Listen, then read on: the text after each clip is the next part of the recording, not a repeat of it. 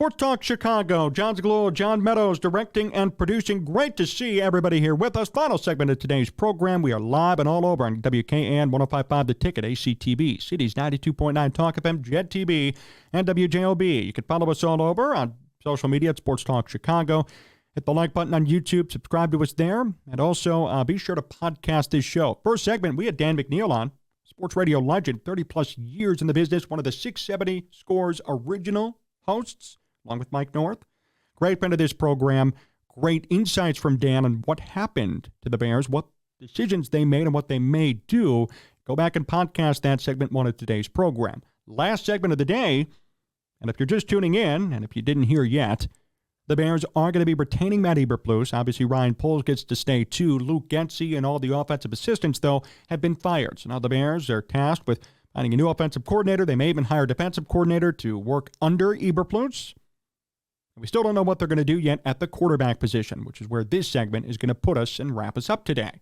What will they do at the quarterback position? Well, Ryan Poles sounded non-committal in the press conference. He did say that as of today, Justin Fields is the starter, but that they're going to evaluate all their options and look at all things before they make a final decision or make a choice. Now, there are three different things the Bears could do here. They could keep Justin Fields and trade the number one pick. They could draft a quarterback and trade Justin Fields. Or, what I've heard now, is that they might even draft a quarterback and keep Fields and have a competition, potentially, an open competition for the starting spot. They have three options. We'll see which one they pick. Not going to advocate for a specific position today, but what I'm going to say is this. Luke Getsy was blamed for everything that went wrong for the Bears this year. It's clear. He was the only one who got fired. He's the only one who had any punishment or repercussion for the 7-10 season. Not Matt Eberflus, not Alan Williams, not Justin Fields. It was only Luke Getsy and his associates, all of his assistants under him. With him gone, the Bears have to look for an offensive coordinator, and they're going to have to make a decision on what they want to do at quarterback.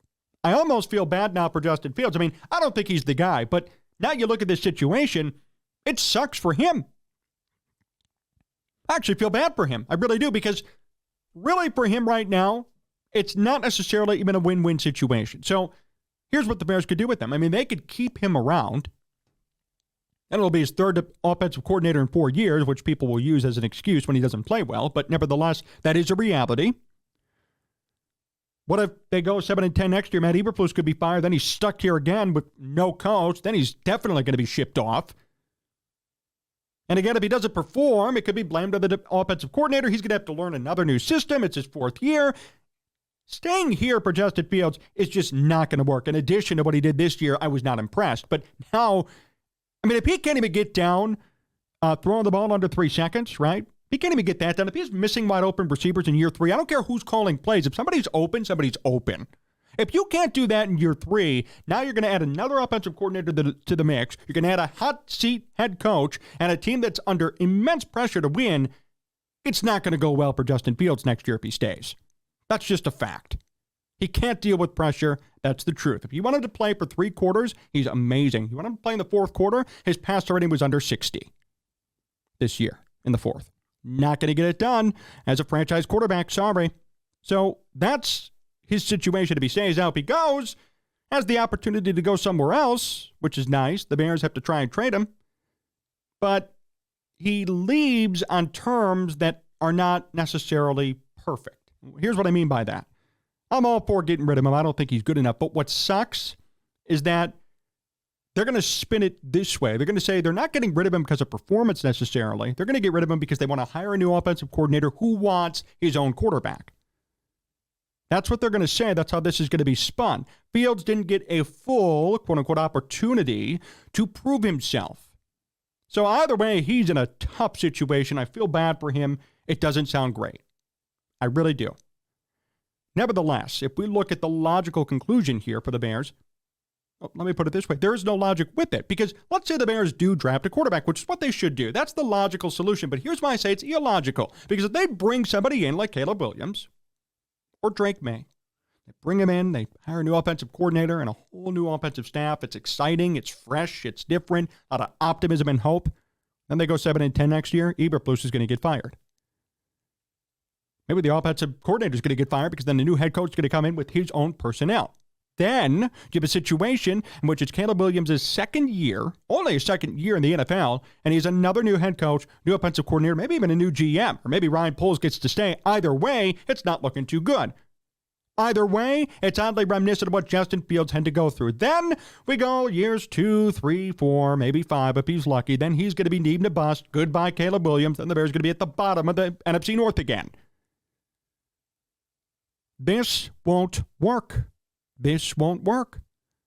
The Bears are doing this backwards, people. Backwards. Again, all or nothing. Not a little bit here and a little bit there.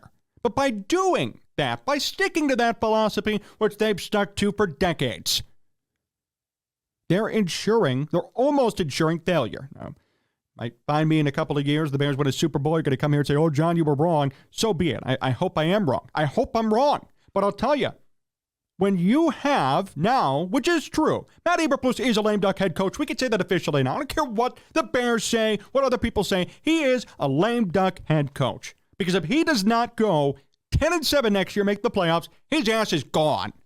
So that's an issue in and of itself. So you got that to worry about. Now you're going to draft a new quarterback, and here's what's even worse. You're going to put pressure on him to succeed right away. Right away. And if he doesn't, if he struggles, if there are issues of any kind, if they go 7-10 again next year, here we go. People are going to get fired.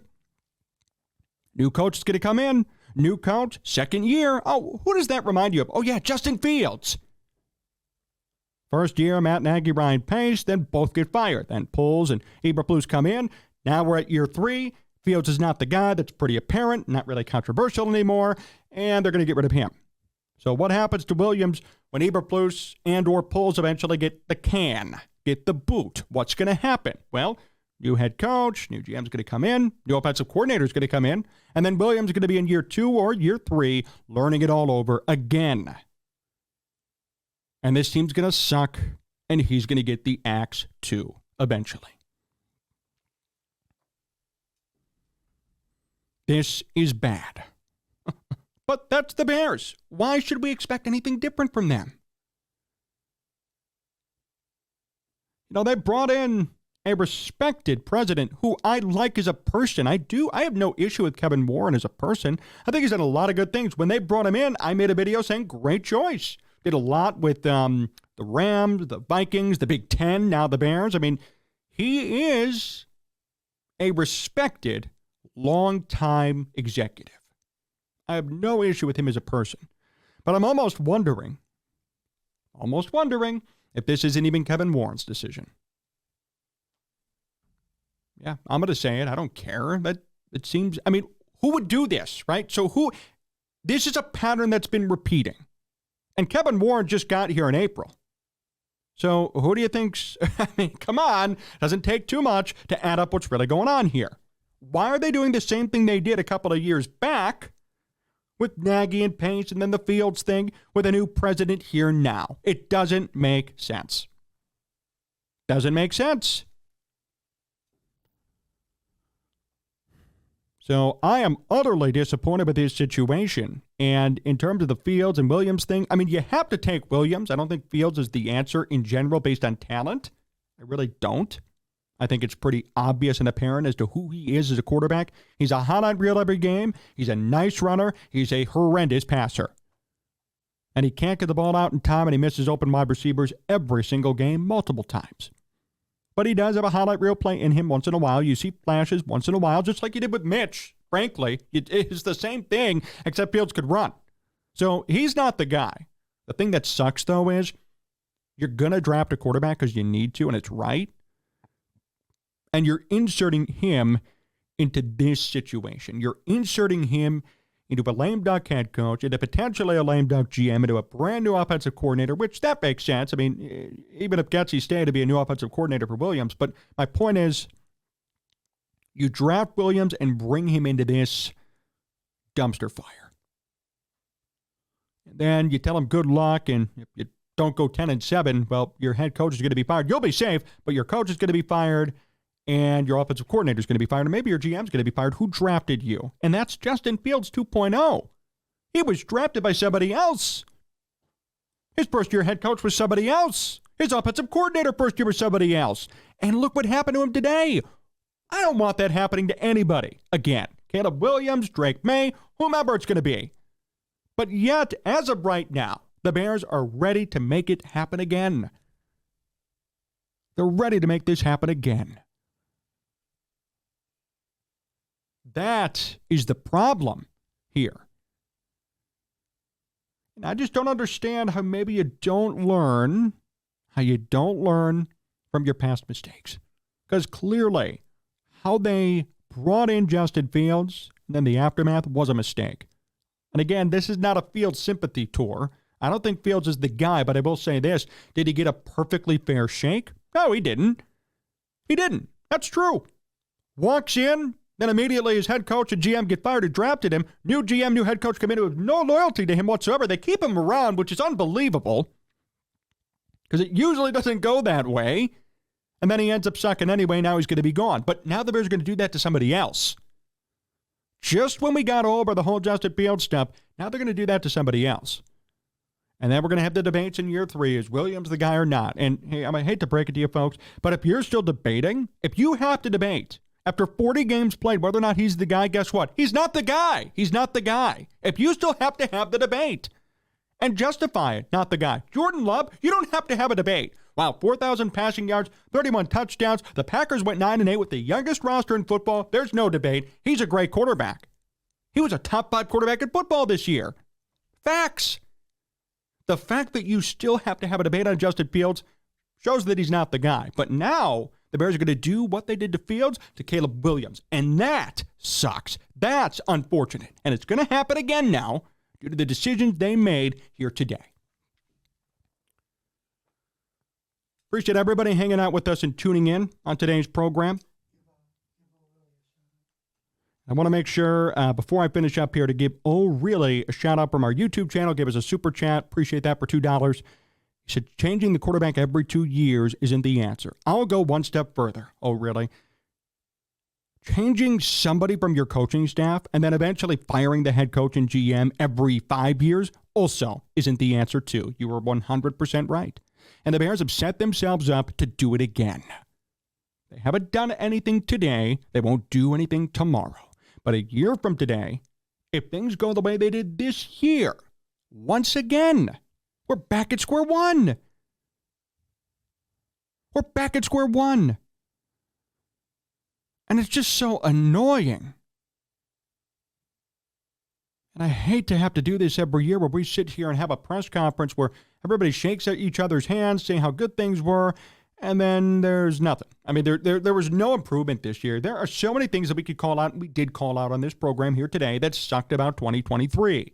And yet, all we hear is progress. All we hear are good things. There weren't good things. There were very little good things this year. All of it was bad. They better get their act together up there. Because if they draft a quarterback like Caleb Williams or Drake May, they're going to be immediately transplanted into this mess. And then eventually they're going to be under a new head coach and a new GM with no loyalty to them. And here we go round and round again, the same cycle. And it sucks. It just hurts to even think about. That'll do it for us here today on Sports Talk Chicago. I appreciate everybody hanging out with us here and tuning in. A huge shout out to John Meadows for directing and producing on a big night like this. Really appreciate him being here. Dan McNeil, remember, podcast the show if you missed it. Dan McNeil, 30-year sports radio legend, gave us some great insights on the Bears. Check out his show on WJOB and also check out his podcast, the Danny Mac Podcast, anywhere you get it. Appreciate everybody watching and hanging out here with us. Follow us all over at Sports Talk Chicago. Hit the like button. Subscribe to our YouTube channel. And we'll see you very soon. I am just unbelievably disconcerted. I'm angry and I'm hurt. But, alas, that's Bears football. Until next time, so long.